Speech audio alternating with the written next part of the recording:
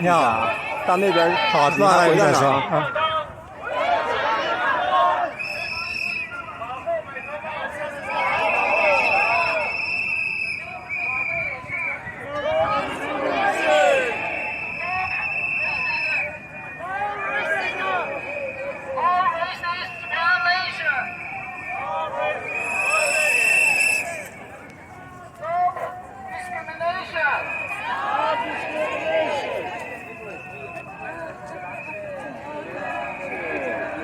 Yes, I met with Professor Haipei. Yes, thank you so much for organizing and putting this together.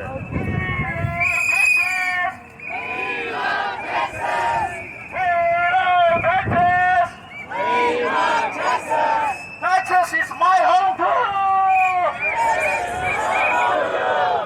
Texas is my home too!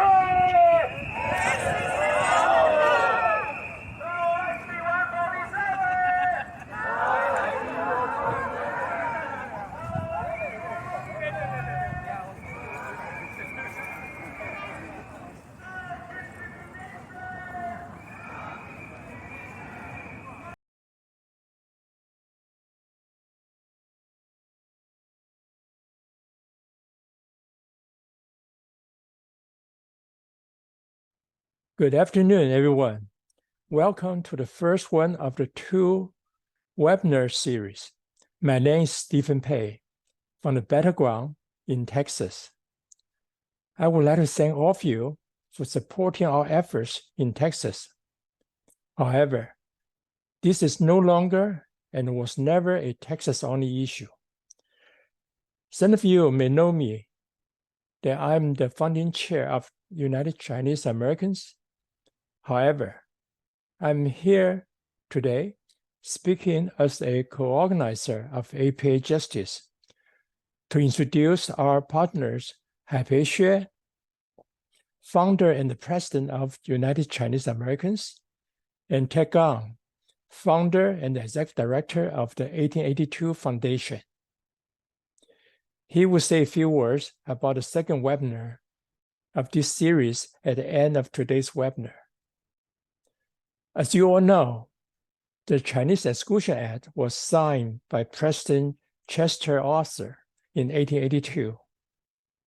It was not until 2011, Haipei, Ted, and several other Asian American community leaders worked closely with Congresswoman Judy Shue to have the U.S. Congress pass the resolution expressing the regret for the passing of discriminatory laws against the Chinese in America, including the Chinese Exclusion Act. Therefore, it's particularly meaningful to have all three of them here today. Congresswoman, would you please share your thoughts with us? With Japan led to the stripping of property ownership rights from Japanese immigrants, leading to the incarceration of 120,000 Japanese Americans. It's simply unacceptable and unconscionable that we would be talking about a bill that does more of the same today in 2023. I want to be clear. There are legitimate national and economic security concerns that the United States faces with these specific foreign governments. And to ensure we are addressing these concerns, we in CAPAC are not opposing limits on these types of entities from making purchases of land or property, that is, from their governments. But what we do staunchly object to is any legislation at the federal, state, or local level that bars an individual from property ownership solely based on their country of origin.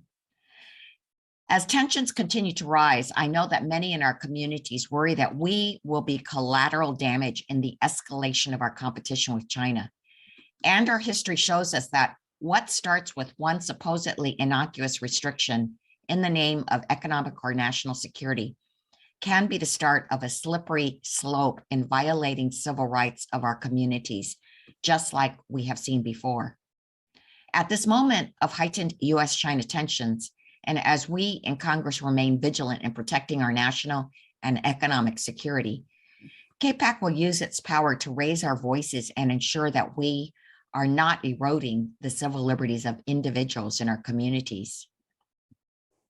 And this is not the first time we've done this before.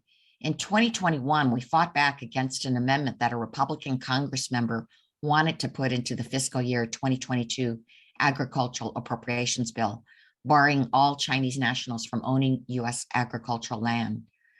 Because of our protests, it was finally changed to barring only the Chinese companies that are wholly or partially owned by the government of China.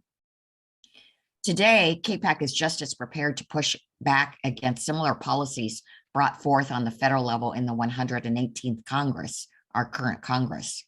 In fact, just earlier this week, our leadership released a joint statement expressing our deep concerns on these efforts. And we have CAPAC members on the ground in Texas, such as Congressmember Al Green and Congresswoman Lizzie Fletcher, as well as CBC member Congresswoman Sheila Jackson Lee, who are standing with the Chinese American communities in Houston and have been showing up and speaking out loudly on this issue. As chair of CAPAC, I pledge that we will continue to fight for our communities, including Chinese Americans across the country, because no one should be prevented from getting a fair shot at building their lives here in America because of their country of origin.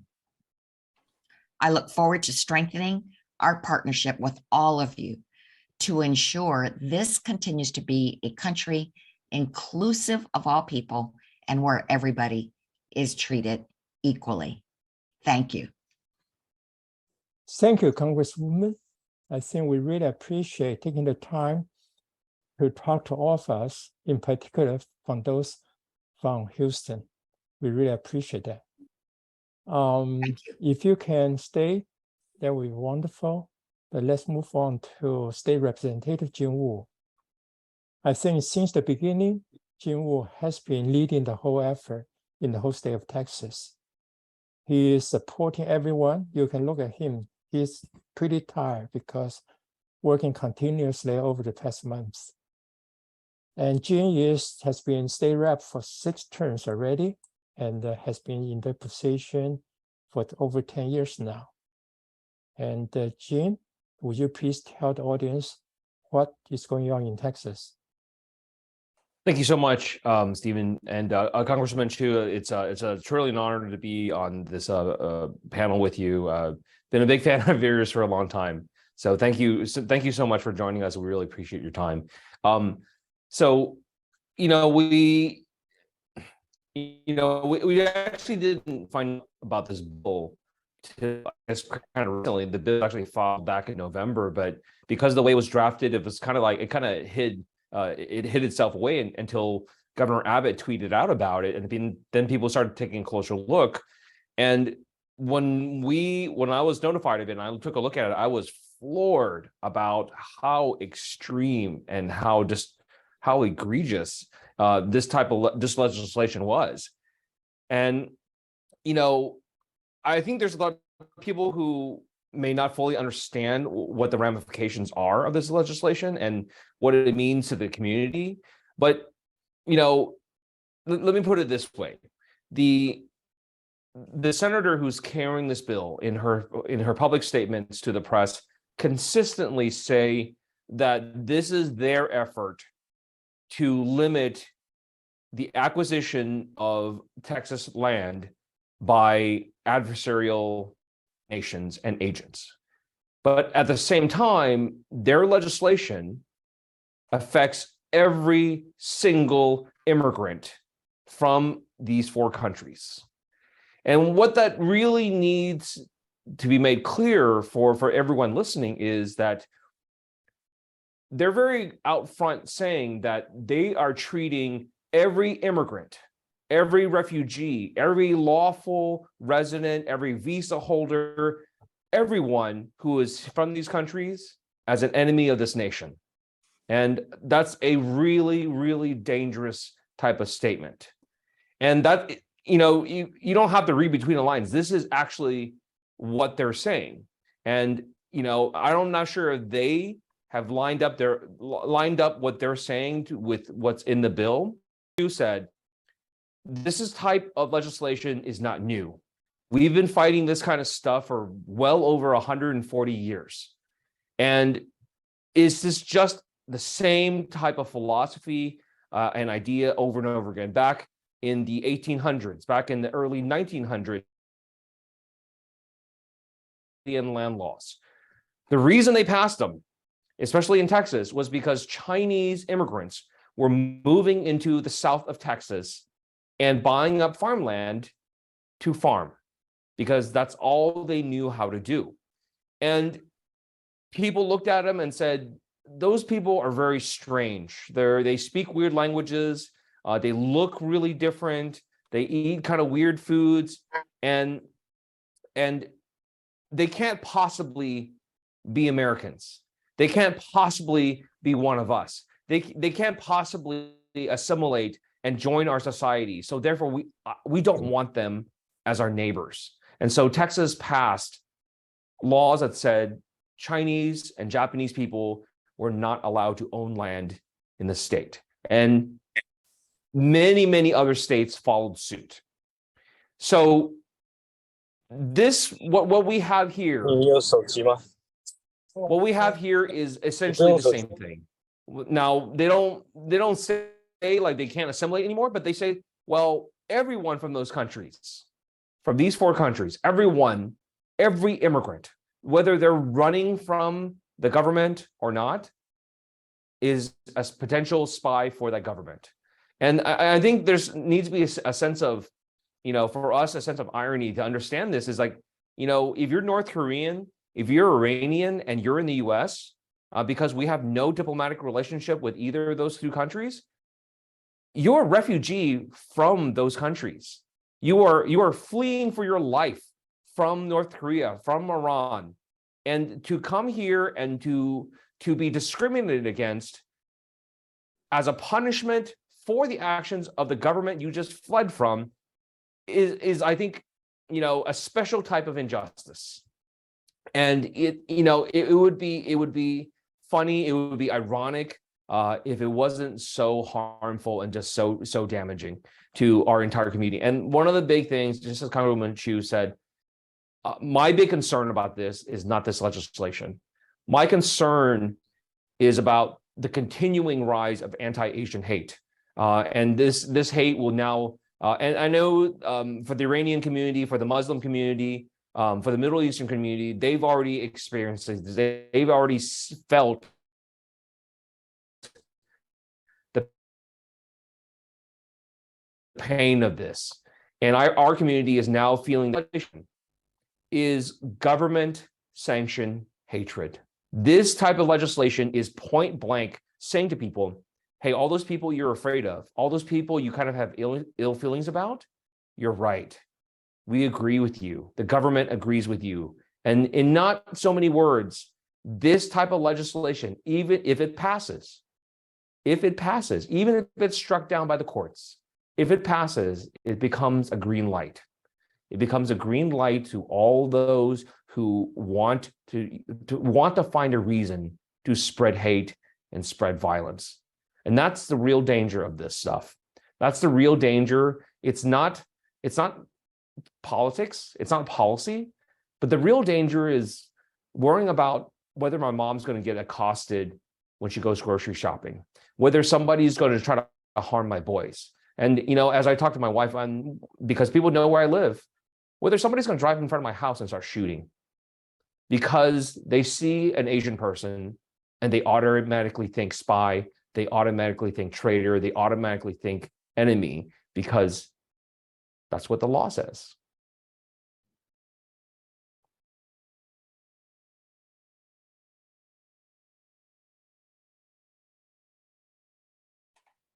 Then did we lose Stephen?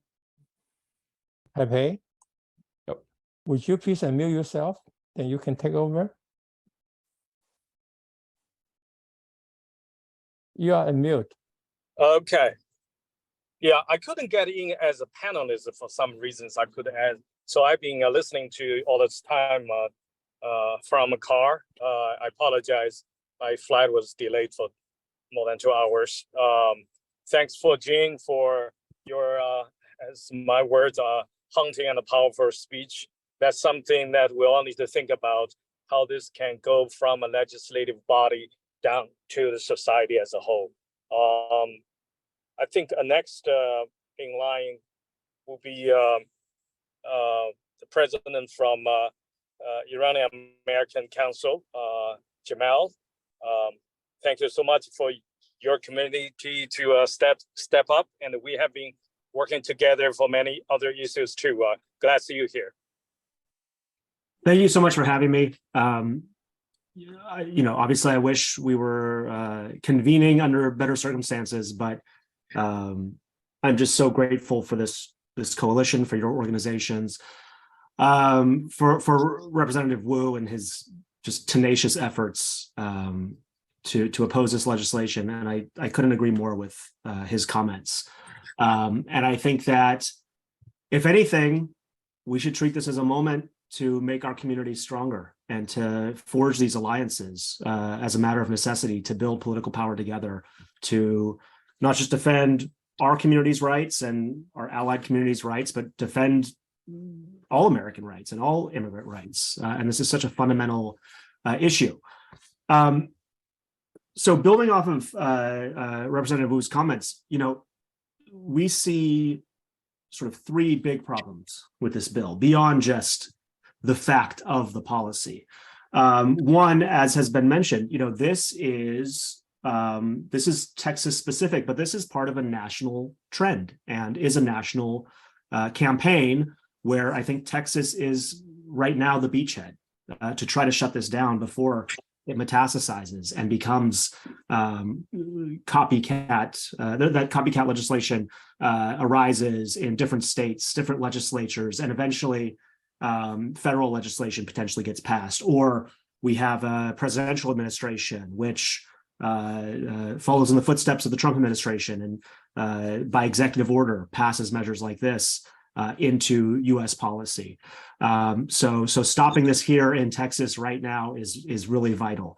The second issue is that a lot of people will say, this is unconstitutional, this violates fundamental rights of Americans, and so the courts will shut this down. But as we have learned, unfortunately, most recently with the example of the Muslim ban that the Trump administration put into place, we can't depend on the courts to save us. And especially with the composure of the Supreme Court today, I have even less confidence that that we can depend on our rights being protected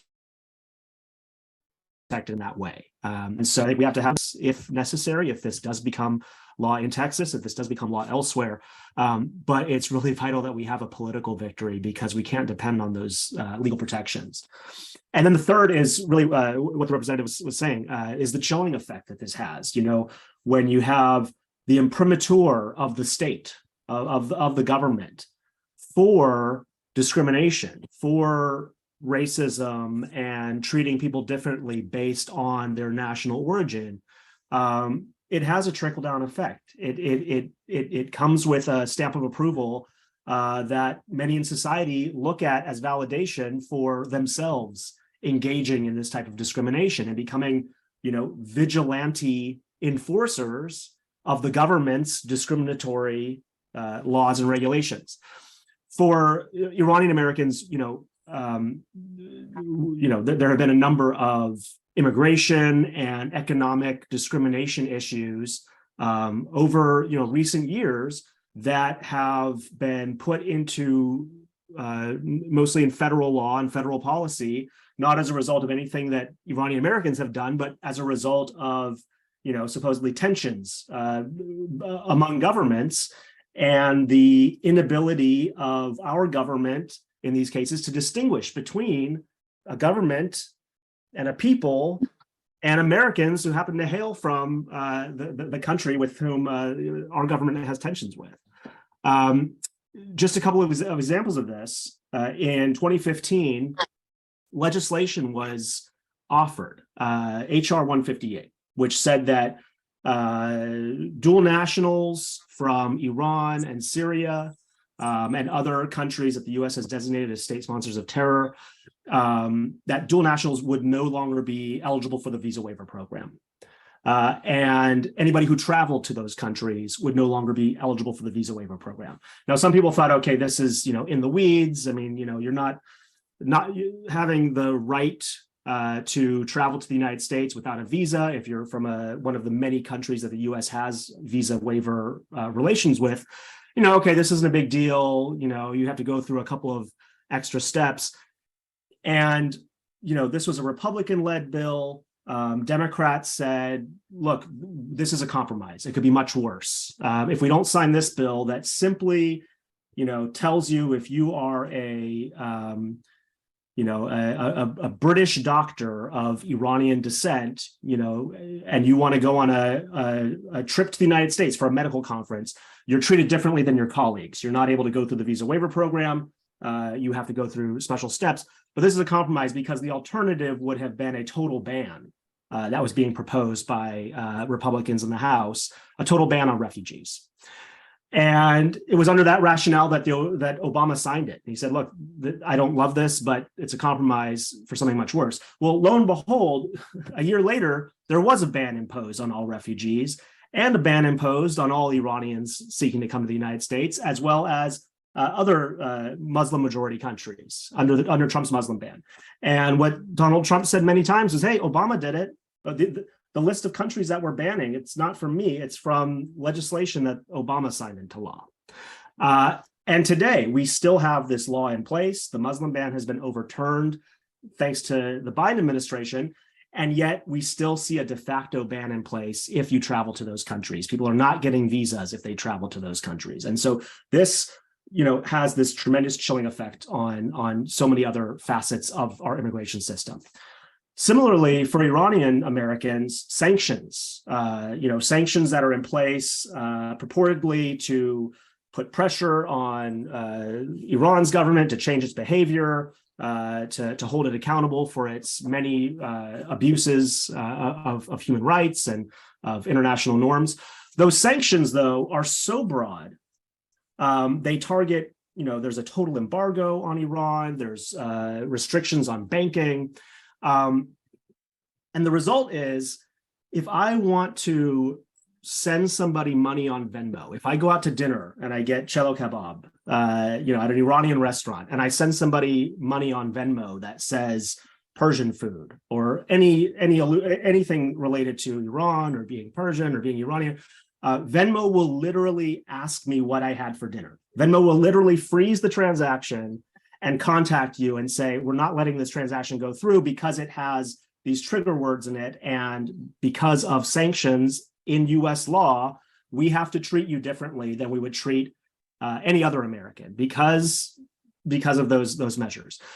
We have seen, because of these sanctions, we see banks freeze or shut down bank accounts on the thinnest amount of evidence that you may be inside of Iran at the moment. If they think that you have traveled to Iran and you're trying to operate your bank account from Iran, if they have any inclination or any inkling that this is the case, they will freeze your bank account and potentially shut it down. It's so bad that at one point a prominent think tank expert traveled to Iran, was detained by that government, put in prison, and then her bank saw it in the news and shut down her bank account.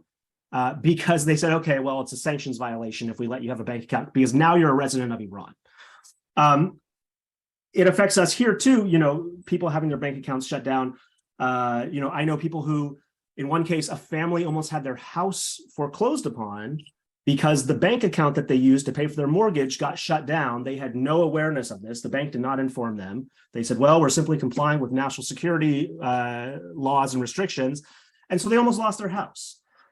Now, with this Texas bill and the copycat measures, we are now having an extra layer of scrutiny just on the ability to buy that house in the first place. And I'm concerned about the impact of this on visa holders, on green card holders, but I'm also concerned about the fact that if you are Iranian American, or if you look Iranian American or Chinese American or any of the other groups targeted, first of all, it gives people a license to make that decision themselves. And second, it adds this extra layer of scrutiny where you don't get to do business the way everybody else does. You get treated differently. You have to jump through new hoops in order to prove that, yes, I am an American. Yes, I have the right to buy a house. So we are, I'm honored to be a part of this coalition. We look forward to working with you. I also have to give a shout out to the Armenian American Action Network. NIAC and the Armenian American Action Network are working on a sign-on letter that we hope to send out next week from national organizations condemning this and urging the governor to not sign this bill and urging legislature not to pass it.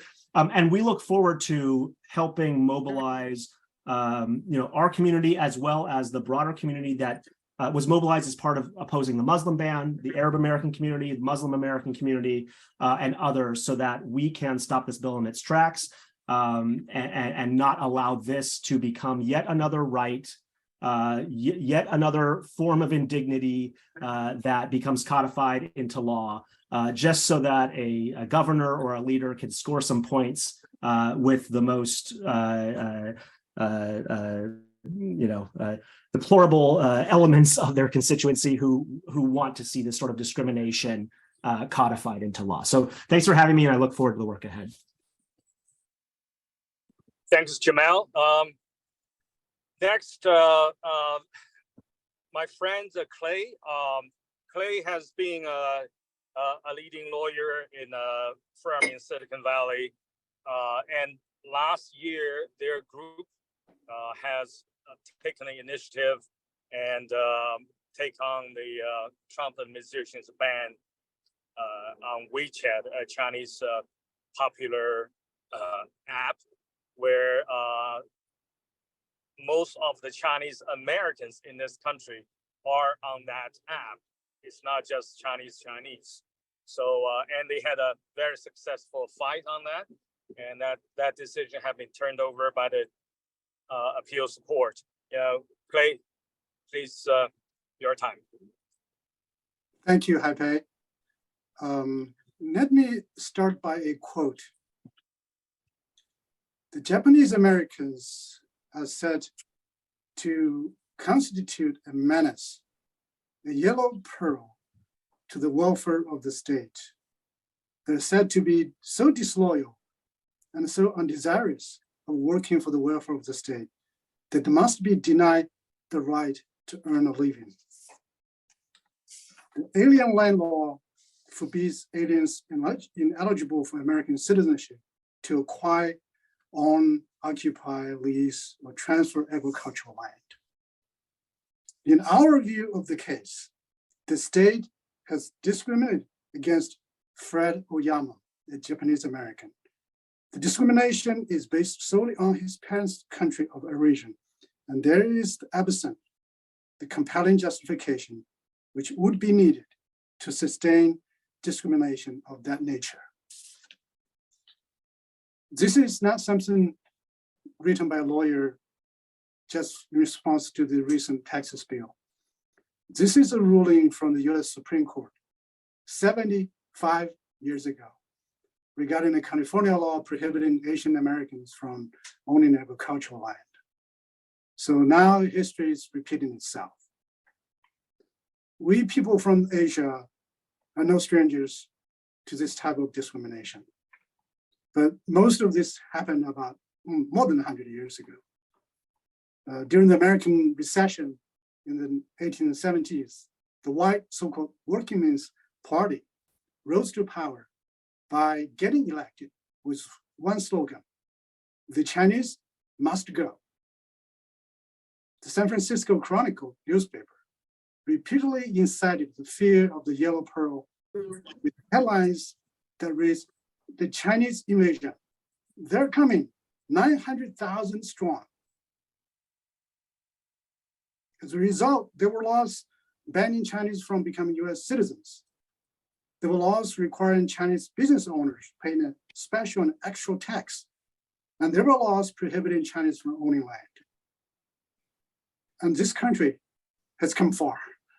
These discriminatory laws, one by one, were invalidated or repealed in the early 20th century, including the US Supreme Court case I just cited.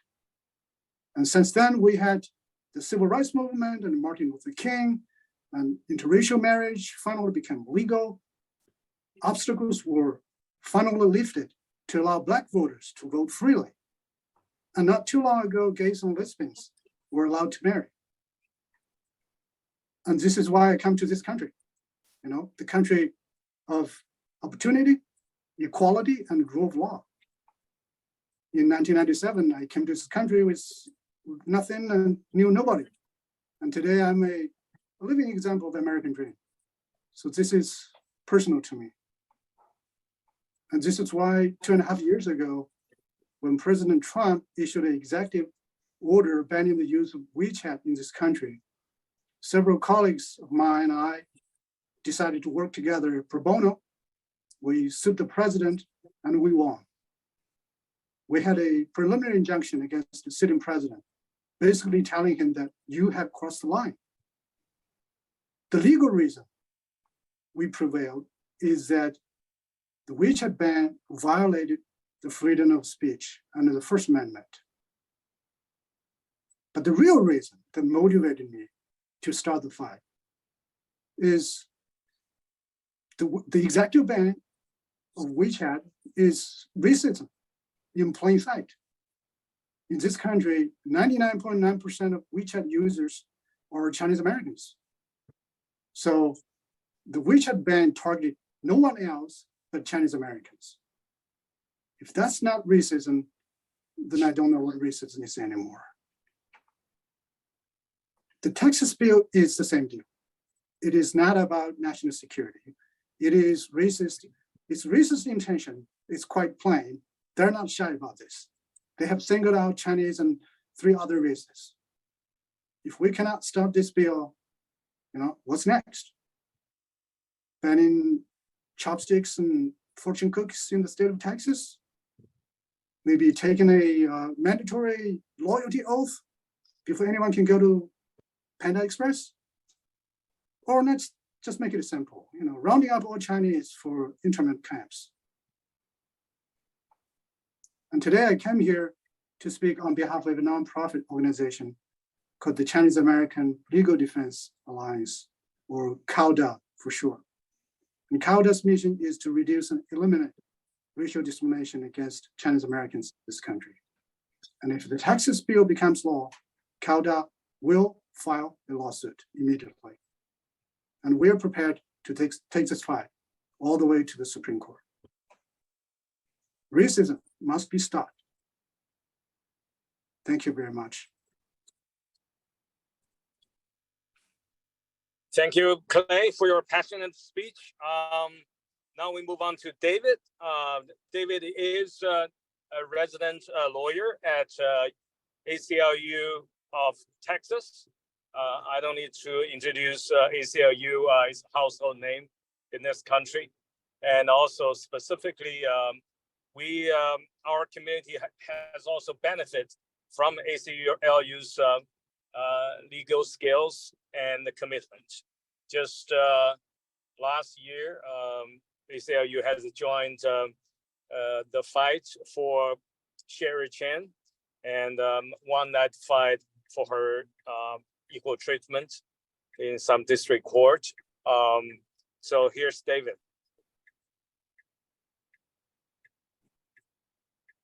Thank you so much for having me.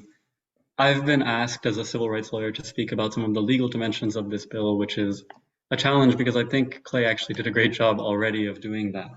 But I want to talk just a little bit more about why we think SB 147 is unconstitutional. And so the first one is the heart of what Clay was articulating, that this bill is racist. It singles out members of the Chinese, North Korean, Iranian, and Russian communities, and it says that only they are not permitted to buy any property in the state of Texas. It doesn't matter who they are individually. There's no individual assessment built into this law. It just says by virtue of the fact that they have citizenship of one of these 4 countries, they cannot buy property in the state of Texas.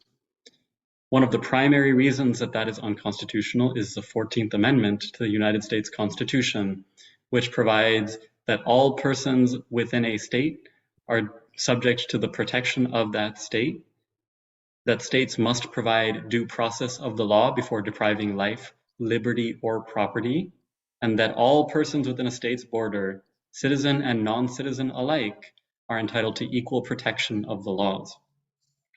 This law is a flagrant violation of the 14th Amendment guarantees to equal protection because people are being treated differently on the basis of their race and national origin, and it is a flagrant violation of the guarantee of due process. Because there is no individualized assessment, people have no process by which to show that they may purchase land in the state of Texas. I want to echo Jamal's point that even though the legal framework should be very clear, we cannot exclusively depend on the judiciary. And that's why the work that people like Representative Wu are doing is really the heart and soul of this fight. The fact that we are even talking about possible amendments to this bill is a testament to the movement that is being organized on the ground and led by communities who are going to be directly impacted by this prohibition.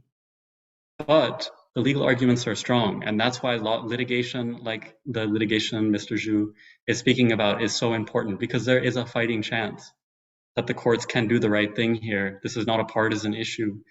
It's very clear. And I also want to echo the point that Representative Wu made, which is that even if this bill fails in the legislature or in the courts, it nonetheless has a powerful and dangerous effect. It greenlights discrimination. It says that people who are perceived to fit into one of these categories are inherently suspect.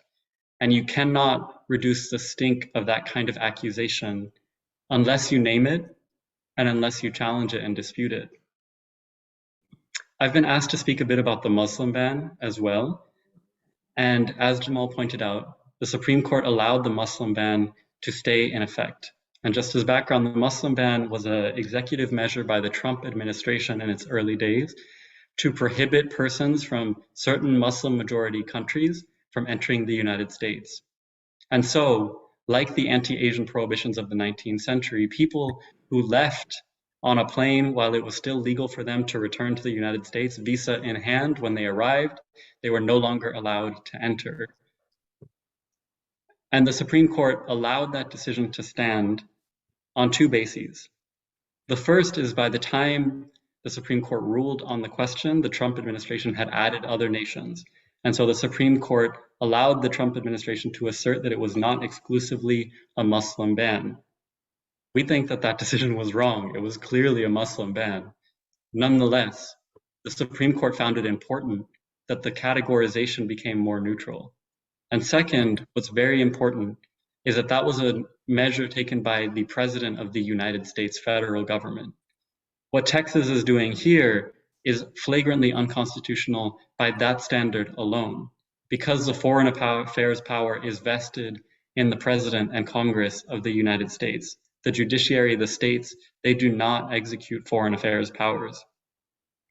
And so, Mr. Shue was speaking about cases like Oyama struck down alien land laws, and there is good reason to believe that we can challenge these here as well.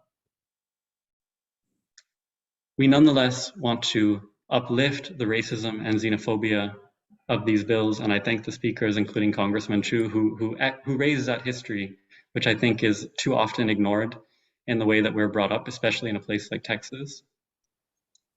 And even if the legal issues may be different, I also want to connect this with other struggles that we're facing in the state of Texas. There is rampant anti-immigrant xenophobia at all levels of government, and it is manifesting itself in vicious ways from our border, from the state's mass arrest programs of migrants, as well as from busing of migrants. There is a movement in politics in Texas and in the United States more generally to identify immigrants and name them as the problem, thereby greenlighting discrimination, as has already been said. I'll close on another question that was posed to me before I started speaking, which is, what if the bill changes? What if it no longer becomes a prohibition on individual residents of China, Iran, North Korea, and Russia? It's a difficult question to answer because the precise changes are so important. The devil is in the details in a situation like that. But I do want to emphasize that even the fact that we're asking that question shows the power of this movement. Because it is possible to contemplate a version of this bill that strikes out its most pernicious component, even in a state like Texas, where we have Republican control of both the House and the Senate, is a testament to the voices that are being raised on the ground.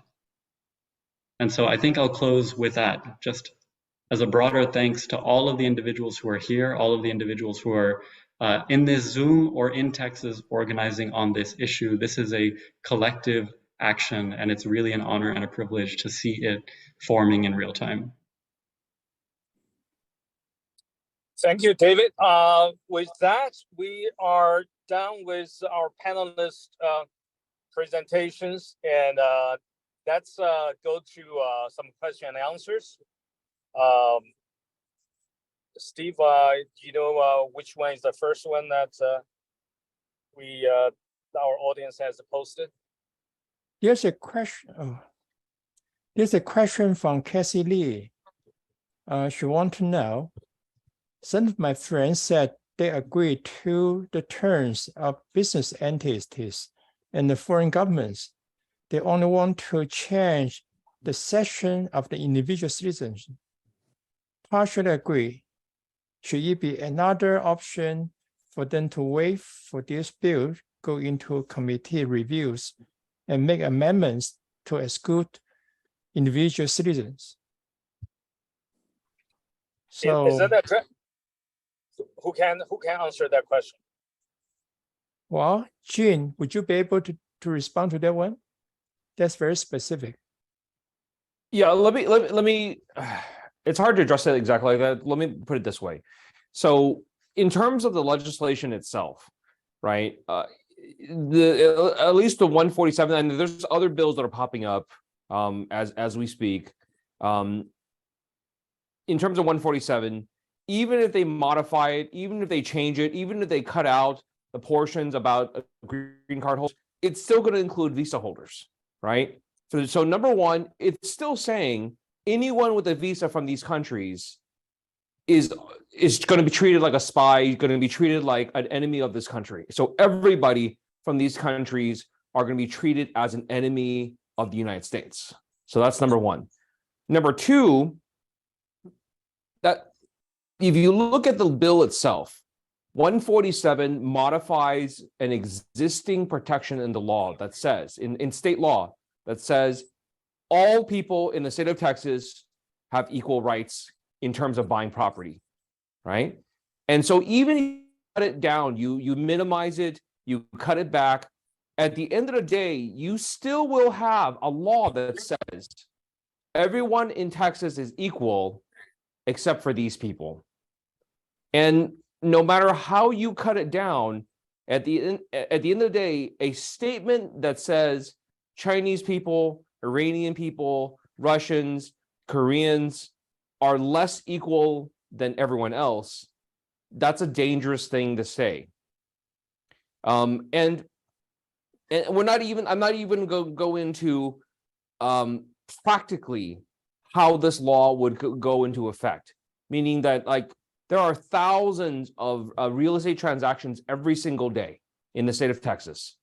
And does everyone who looks Chinese, looks Korean, looks Iranian now have to carry additional ID? They have to carry their state ID plus their passport or plus their birth certificate or plus or their citizenship certificate? What all do we need to carry around? Right? And there's lots and lots of problems like that the bill authors haven't thought through, because it's not about the policy. It's not about the policy. If it was about the policy, they would have a policy that actually works. The point is to feed into the fear and feed into the hatred that's been created in the past few years under COVID, where the right has continuously found an easy target in the Asian community, right? Starting like with Wuhan virus, Kung flu, and all this other garbage.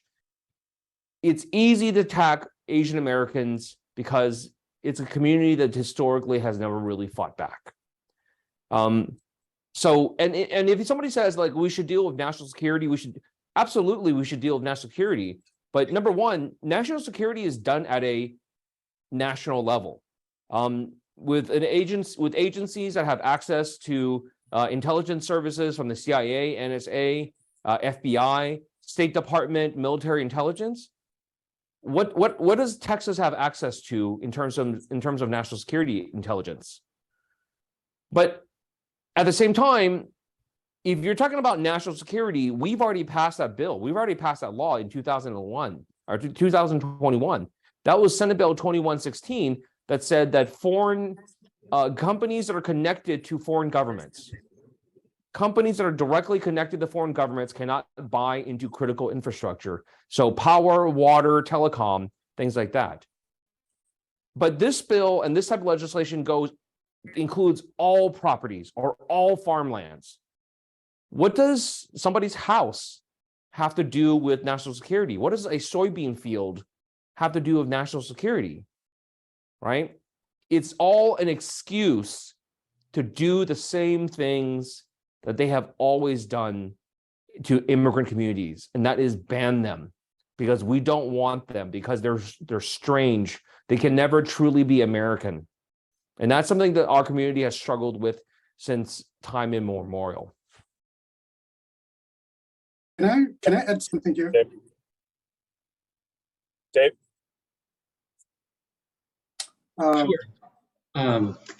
Just very quickly to echo it, I think the heart of this question is these are not decisions that should be made on a collective basis. They're decisions that should be individualized. And that's what the nature of due process is.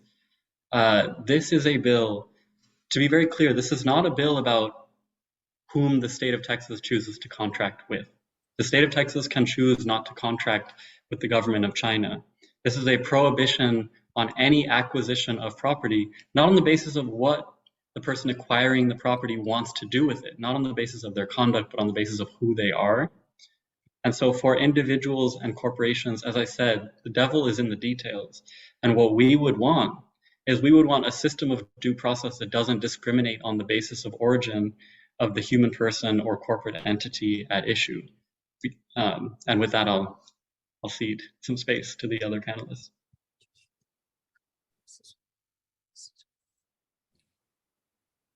I would just add something here, very short. Even if the bill is watered down to some extent, prohibiting like non-immigrant visa holders from those 4 countries from owning land in Texas, it is still unconstitutional and dangerous. If a student visa holder is not able to buy real properties, or tourist visa holder is not being able to buy properties in Texas, those people are being labeled as agents of China or North Korea or Russia or Iran. And that's a really dangerous precedent.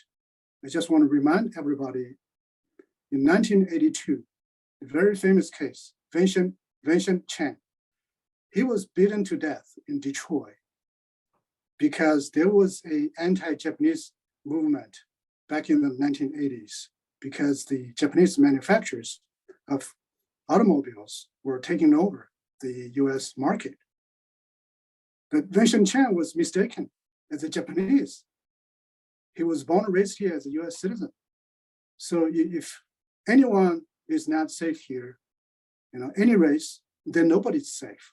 So this is a really dangerous precedent that we must stop in Texas. Okay, here's a question. Would a law remove the specific countries but ban all non-resident alien be constitutional? Tennessee legislation HB 40 is proposing exactly that.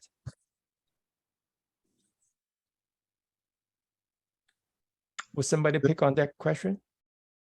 If a law removed the specific countries but ban all non-resident aliens, be constitutional?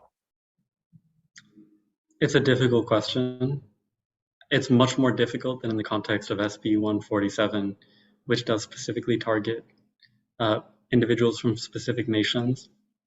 A number of states have different restrictions on land acquisition, and states are traditionally thought to have the power to regulate land within their dominion. And so how we would look at that law really depends on the detail of it. I think there are likely arguments that could be made on behalf of certain groups of people who are restricted, but there is case law from the 1920s, which was admittedly a very different time, a much more racist time, explicitly racist time than we have now, but it upheld initially the California alien land laws on the basis that they extended these alien land laws to any immigrant not eligible to naturalization, which at that time included all Asian immigrants. Asian immigrants were not eligible to naturalization because only, quote, free white persons were able to naturalize in the United States until the 1950s. And so these alien land laws were, quote unquote, neutrally described because they didn't identify particular national origins or races. And the Supreme Court in the 1920s, in a series of cases, upheld those alien land laws. I think, as Mr. Shue was pointing out, there was the subsequent case Oyama, but Mr. Oyama was an American citizen who was born here, and the Supreme Court skirted this fundamental question. And then there were a series of state court decisions that I think are quite persuasive too.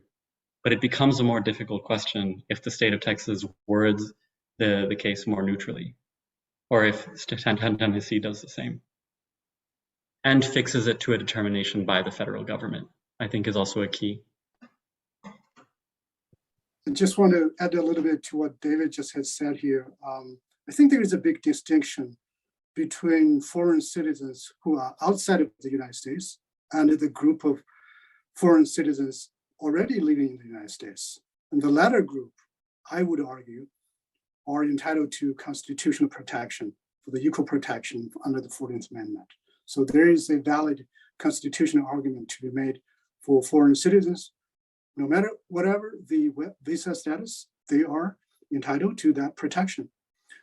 I would also argue under the Federal Fair Housing Act, that law specifically prohibits racial discrimination. I think that argument can be also potentially used in a legal challenge.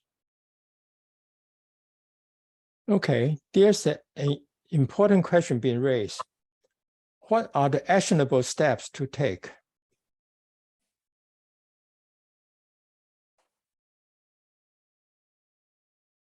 Sure.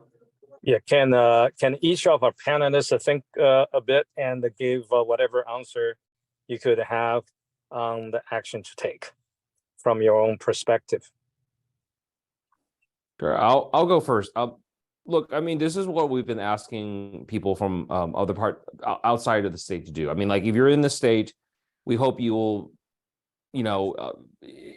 get educated about it and tell your family, tell your friends, and ask them to join in with us and call, write, text, email your elected officials, your state senator, your state rep, and ask them to not support this type of legislation and to stop filing it, for one.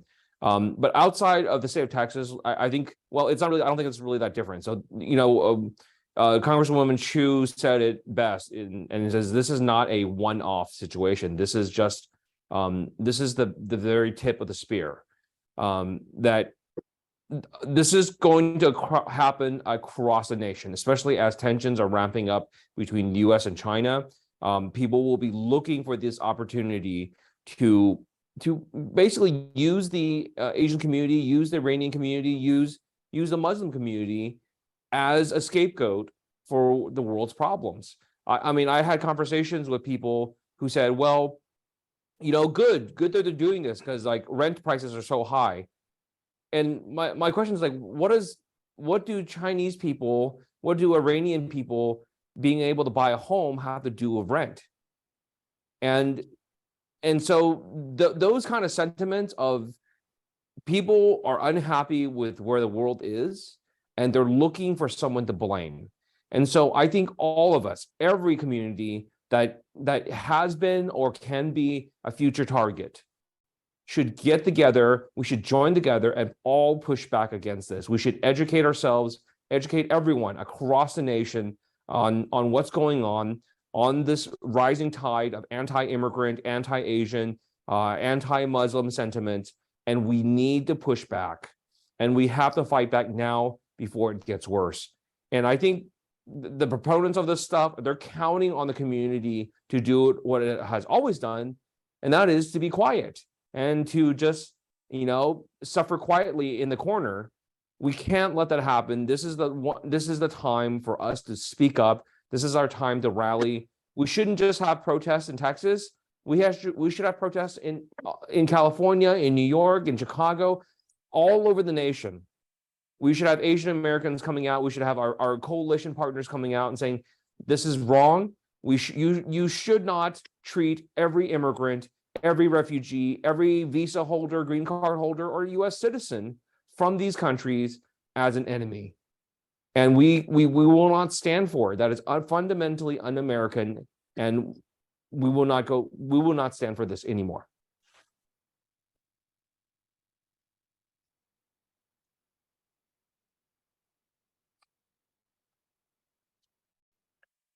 Any other question from the audience?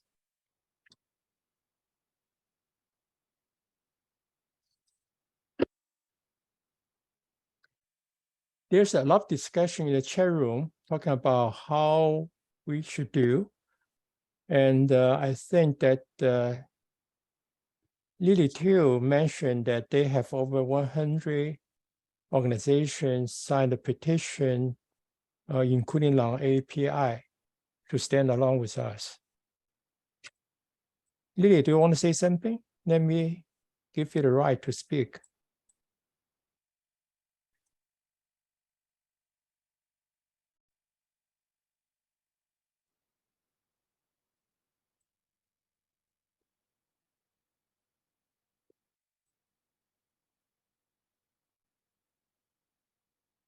Hi, yes, thank you so much for organizing this. This has been so helpful, and just it's been great to see the support nationally from everybody with everything happening here in Texas. I'm representing Asian Texans for Justice, and we have pulled together a sign-on letter. We've gotten support from a number of local Texas organizations, including the Texas Civil Rights Project, a civil rights organization here, from the Texas Freedom Network, from Deeds Not Words, and so from a lot of organizations that are regularly advocating in the Capitol. So we really appreciate their support, because to what Representative Wu mentioned earlier, this is a repetition of what's happened in history, and without allies even outside of our community, it's a fight for us that we definitely need support in, and we can't do this alone. So please, anyone who's interested, feel free to sign on to our letter, and feel free to join us on March 9th. We'll be having a AAPI Day of Advocacy at the Capitol, and we hope to see everyone there. Yeah, Lily, Representative Jim is calling a town hall meeting at 8 o'clock on Sunday. Would you please send me your email address? I'll make sure that you are invited. Yes, I'll do that. Thank you. Thank you. Can other panelists have any response to the question, what we can do about this bill? And not necessarily as a resident of Texas. I would just add one thing here. I think Gene has already talked about and covered so many things. I think the first thing the Chinese American community needs to do is actually raise awareness of this issue. Before Trump came into power, I personally did not pay much attention to what's going on until the WeChat ban came into existence, until the China virus issue become a national political term. I started really paying attention. It is the habit, and it's also the tradition of a lot of East Asian country immigrants to stay quiet and to put their heads down and just to make a good living in this country. It is not enough anymore. We came to this country, we deserve to be treated equally. This is an issue that needs to be educated, to be spread out. And just 2 days ago, I actually talked to my wife about this issue, and she didn't know about what's been happening in Texas, and I was shocked. It shows that how many people out there who are not paying attention to what's going on. This is a dangerous trend. We need to raise awareness. We need to show that we are united together. It doesn't matter you're a Democrat, you're a Republican, or you're independent. On the issue of racism, against Chinese Americans, we got to have this common ground. We got to be united. So that's kind of my point here. Well said. Well said. Jamal, you have something to say? Yeah, I'll offer. There's the campaign on the ground, which I think is really vital and is first and foremost. But for folks who are not in Texas, I think it's sort of just a matter of exercising your rights as a citizen and organizing through civil society organizations. So I have a feeling most people that are on this call are already probably doing that. But things like having a relationship with your elected officials, with your, at the local level and your members of the House and the Senate, having that relationship. Simply, being in touch with them, asking that they make a statement about this bill, that they condemn this, that they're aware of it. And doing that as an individual is great. Doing that as a collective, organized people is political power. And so, the group that you are a part of, make sure that they're working on this. Figure out how you can channel your efforts through organizations to, I think that, this needs to get more coverage in the media. And I think that this is, if it's not already, is quickly going to become part of a national conversation. I also expect it to be part of the upcoming presidential, primaries and the debate there. And so it's really important that we are in touch with our elected officials, that they are sort of preemptively considering these things and ready to stand up against them, and that we're building that power, through civil society organizations locally to be able to push back on this and to prevent this from coming to fruition. I think we're looking at Texas as, this is the beachhead. This is where we need to stop this. But I still think that, if you have the opportunity to be contacting your officials, to write letters to the editor in your local newspaper, be posting about this sort of thing, just raising the awareness, making sure that your network is aware, and organizing people. I think that's really what's important right now, so that we're ready for when this does come to other stages. Okay, Janet, I give you permission to speak now. You may ask your question. Yes. Hi, Janet here from Dallas. My question to Helen and you guys, Jean Wu, regarding SB 552. I have a meeting scheduled with the co-author of this bill, Senator Tan Parker. I already talked to his deputy chief of staff, and his position was that they are concerned, the senator is concerned that the anniversary states government's gonna buy U.S. farmland, and in case of a conflict, gonna cut off U.S. food supply. As they quoted some Wisconsin pork situation I'm not aware of, and also talk about what was the other one? So he told me he opposed SB 147, but he strongly pushed for SB 552. I have a call scheduled with him anytime now. I need help for rebuttal talking points regarding SB 552. Jenny, can you tell us very briefly what is the other bill is about? Yes. I can help respond to that. It's I'm familiar with it. So when we passed the bill in 2021, it was Senate Bill 2116, and it basically said that if you're a company or a foreign government or a foreign government or a company connected to directly connected to a foreign government, you cannot purchase property that is adjacent to or has a critical infrastructure on it. So you can't buy land that has power, water, or telecom on it.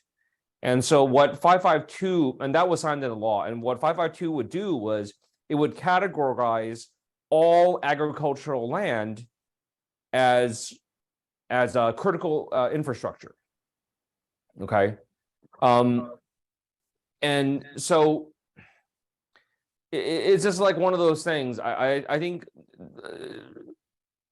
that if you're just talking about things that are actual critical infrastructure, it's one thing, but to list the entirety, 90% of the state that is agricultural land, to say like, oh, you're not allowed to purchase this, and it would include, and I think they would include people, it could be very broad to where it covers, and it's just, it doesn't make any sense, and it's feeding off of unrealized fear, because I think the last survey that was done said that Chinese government ownership compared to all the other governments who own property, who own land in the US, only made up of less than, I think, 3% of the ownership. So the other 97% of land owned by foreign governments is totally fine, but somehow 3% of the total ownership is going to cause like mass starvation in the US. So, and again, look, I mean, if people want to find a reason to pass discrimination, they can. It's not hard. And you can, I mean, like back when they passed the alien land laws in the 1900s, back when they passed the Chinese Exclusion Act, everyone had good reasons back then. They had good policy reasons to do it. It wasn't just that we don't like these people, but they had policy reasons to explain why. But, you can always find an excuse. You can always find a reason to do something. So what his staff try to make a distinction is Senator Parker does not target our people. He was targeting at the government. And he was so friendly to me at the individual level at that moment. I couldn't use this. I come to a point, I don't know what to say. That's my dilemma at that time. Yeah, I mean, I think it was one of those issues. And we go back to the original bill that was passed in 2021. That just limited it to critical infrastructure, and critical infrastructure that is easy to identify, and you can understand the reason of why it's considered a critical infrastructure. But to say that all farmland is critical infrastructure is just insane. If it's a farmland, why not do all land? Why not? Because if you make an argument that says, well, farmland is food supply. Well, what about all lands that have water on it? That's water supply. What about, anything that else? Maybe a land that has a building on it that produces jobs. Well, it's employment issues. Where does it stop?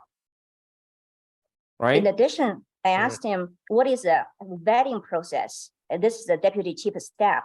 He said the foreign company entity need to sign a affidavit process and need to be on record. Later on, if find out based on this law passed, if this entity turned out to be connected to, the affidavit meaning they are not connected to the government. If the company entity later on was found out to be connected to the government, the AG will take action. So that's the casual interaction I had with the chief of staff before the call. Yeah, and that leads to all sorts of other questions of like, take action and do what? Do they have the power to roll back? Is there a legal process where they're allowed to roll back a transaction? What happens to the money? Does everyone get their money back? Does the agent's fees and the title fees and all that stuff, does that go back into the money? Does that all get returned to everyone? Who loses out when that happens? There's all sorts of questions, like practical questions that I don't think that a lot of people have not even bothered answering. And this is Look, Are you working closely with Helen? I have offline email to Helen. I really need your help. Have some talking points. Yes, we're looking at it. We're looking at it. Thank you. We're gonna have some talking points for you. Thank you. Thank you, Janet. So Stephen, shall we open up to see anybody have one or two questions? Yeah, Raise Helen hands, has a and question. We allow two people. Yonghua is the next. Yes, hi everyone. This is Dr. Helen Shue. I'm a close colleague of Dr. Stephen Pei, Haipei, and everyone here, and been working with Representative Jing Wu since day one when this happened in Texas on the ground. So we have been doing quite a few recordings and interviews of our organizers, the key stakeholders, and I hope you all join us on our Facebook. We have a public group set up called Asian American for Justice Texas. Has a lot of material out there already. Our community has been organizing primarily on WeChat. So I have a few comments here. Action is so important, right? When everyone finish today's webinar, I hope you can all share about recording of this webinar and other materials with your friends and neighbors and whoever on your social media, because we need to build a broader coalition working together. Asian Americans only 5% of the population. Based on our power alone, it won't be enough. So we need to ask all of our American and whoever we can reach out to bring people together. And in particularly, we still have a lot of people on WeChat in our Chinese community who are not convinced, who thought that this had nothing to do with them, especially if they are a citizen, right? So this is something that this webinar is extremely helpful. I'm so grateful for every panelist really enlighten us about real core issue, right? Challenges we're facing and problem crisis we're going to drive right into. So the other thing is immigrants are builders, and we have built this country since the beginning as railroad workers, right? 150 years ago. But today we're also railroad builders for internet, for big tech, for the really economic backbone of this country. So many of us come here as STEM workers. We work in Silicon Valley's Texas Medical Center, so many large institutions, big corporations. So when those people come out together, they will have more voice than us. And I really hope if you are working with big tech, big corporations, large institutions, talk to your employer, talk to their, especially DEI, right? Diversity, equity, inclusive department. This is an issue that the whole nation, all of these big corporations need to come out to stand against. That's how we can build our power. The last comment I have is a lot of these legislators are our neighbors and our friends on the street. They do not understand the difficulty and challenges we have to go through as immigrants. They do not understand many of our friends have to be on working visa for 10, 20 years. Many of our friends have to go through that in order to become a green card holder. That process is so lengthy and so painful. So we also need to share our personal story and our experiences and to educate others, and so they can become our allies. Thank you so much, and really appreciate this. Thank you. I think the next one is Yonghua. When we are waiting for he or she to unmute himself, let me make a couple announcements. Can you hear me? Okay, I actually, as a Chinese American, that I'm very aware of the discrimination and very sensitive to discrimination. So it is important when something that discriminatory, we are jumping onto it. But don't shoot me yet. I feel like that for this time, are we jumping up too fast? Do we talk to the senator to understand, and maybe he will change or take it back and apologize before we take a huge action? As an American, I'm also concerned the safety of American people, and as a country, this is a democratic country, and we got a lot of freedom. That's why we want to stay here, because of the freedom. But if we use how do I say it? When something is overused and, you know, when people saying something and then get a, you know, big head of discrimination, are we, you know, I feel in a lot of places currently with political correctness that's actually harmful.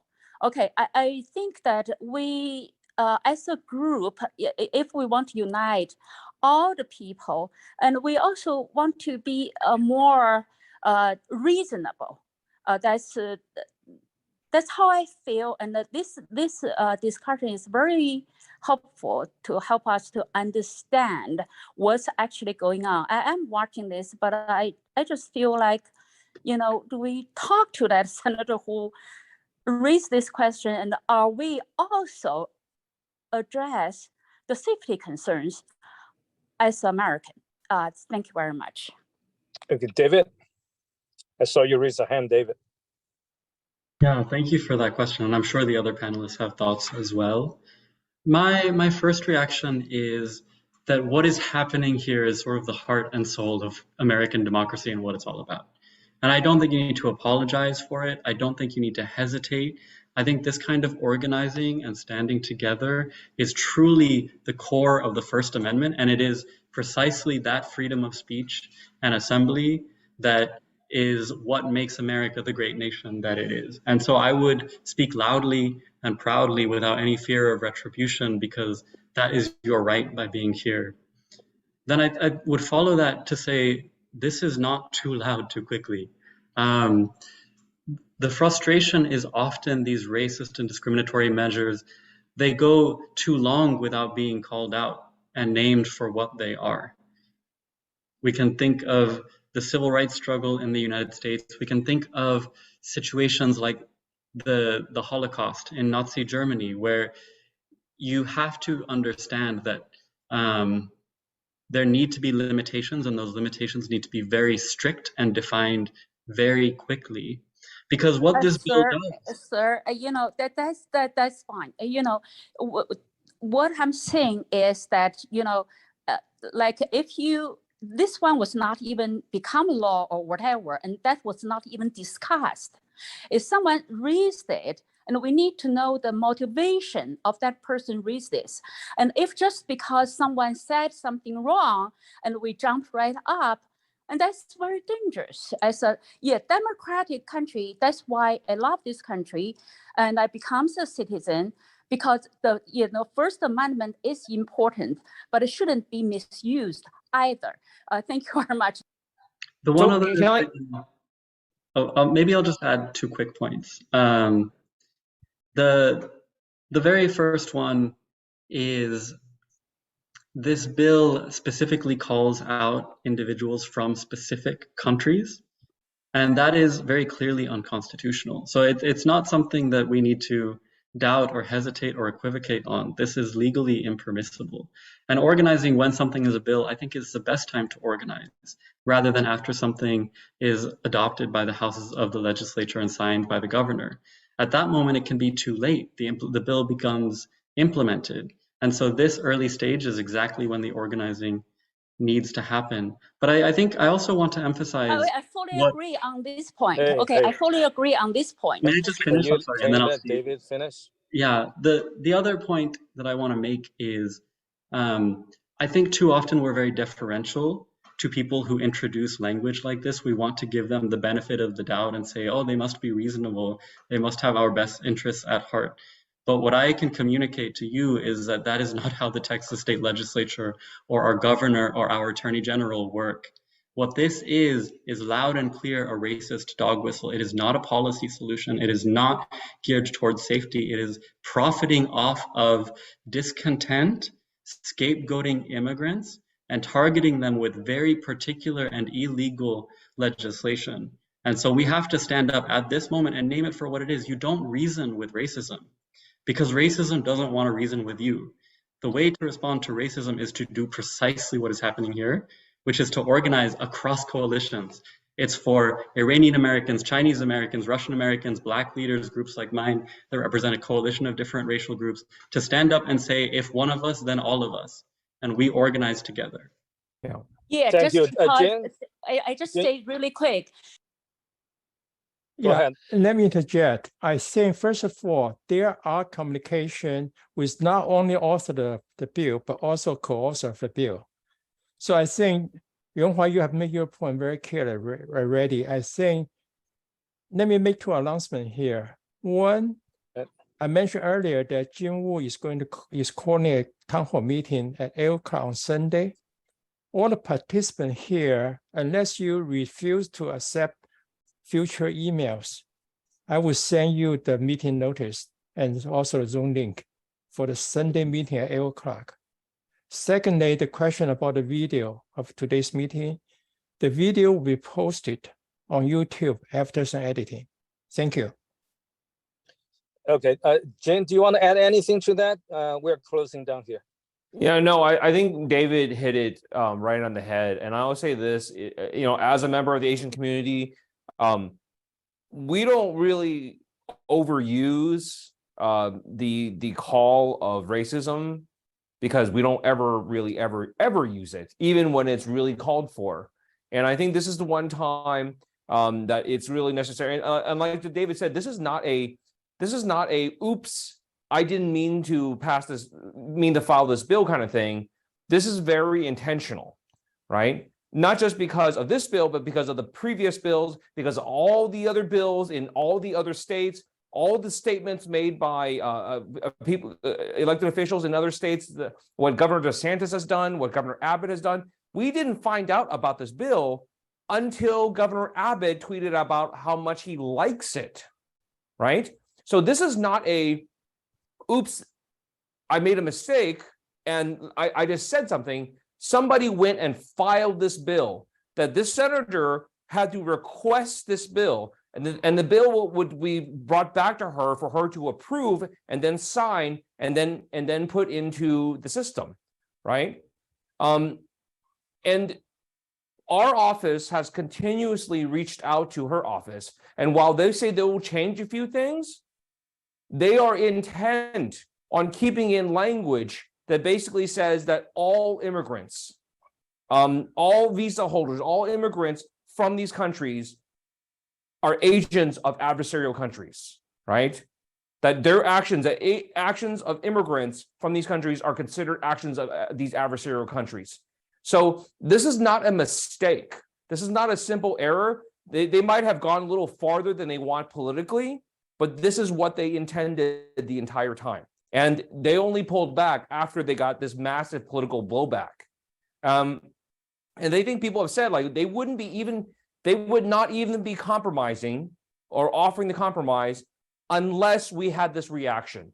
If we did not have this reaction, if we had done what the Asian community always does, which is be quiet and just suffer quietly, then they would have plowed on forward. Because we would have no ability to negotiate because we have no leverage. By us speaking up, by us giving them a hard time, by us making a big stink of this publicly, now at least we have political leverage to force them to make changes if possible, right? So, and if we started protesting and started doing all this when the bill started going through, and the bill is going through right now, if we waited till then to go start organizing, it would have been passed into law by the time we reacted. Thanks, Jane. So let's wrap up here. Yeah, by the way, Stephen, we have posted Judge Singh and Judge Judah Tan's op-ed in San Francisco Chronicle, right? Okay. Now, so let me do this quickly, 1 minute in a reverse way. Thank you very much for finding time to come to this important webinar. My name is Haipei Shue, President of United Chinese Americans. And UCA has been, ever since its inception 60 years ago, at the forefront, fighting for the equal treatment of Chinese Americans, whether it is Sherry Chen, Xiaoxing Xi, Aimin Hu, Franklin Tao, these are all professors, or at the forefront fighting against China Initiative, fighting to keep the WeChat remain accessible by our community, or going to the core to the fight for the basic rights of international students studying in America. or working with CAPAC against many discriminatory and problematic legislation on the Hill that may harm our community. Fast forward to today, once again, our community is thrown into this huge challenge that we have not seen for a while. Texas legislation SB 147, and it is not just this tax bill, it is most likely also Florida bill. New Jersey legislature has already introduced a similar but milder bill. UCA chairman from Tennessee just informed me this morning that someone there has introduced a similar bill in Tennessee, HB 0040. We are now literally living in a brave new world of McCarthyism and anti-Asian hate combined. We don't have any other choice anymore but to organize and we have to fight like never before for our own safety, our livelihood, and our equal treatment. Before I end here, the last thing for today's webinar, I'll introduce my friend Ted Gong, Executive Director of 1882 Foundation, for their upcoming webinar. Ted? Well, thank you for this. And this is a very insightful, interesting discussion. I really enjoyed the energy of this last 5 minutes or 10 minutes. It's really great. You know, we're 1882 Foundation. We look at the history of Asian American experience primarily. And we're not ones that says that history repeats itself, but there are echoes. And this law repeats itself quite a bit. So March 1, we're going to continue this discussion and take a dive historically at these type of anti-Asian alien land laws. So please join us. We're going to have a panel. Stephen Pei is going to be helping us to get that thing going, and that will be March 1. Here it is. These are the people that's going to be here. We are a pleasure to have Jean Wu to keep us honest on what's happening today on this thing, and we have a number of very distinguished historians and commentators. So please join us March 1, Wednesday, 6:30, and that's 6:30 Eastern time. Thank you, Ted. And with that, we end up our conversation today. Again, this is the beginning of a fight, and let's all get together and do the best we can, whether you're in Texas or outside of Texas. Thanks again for our panelists.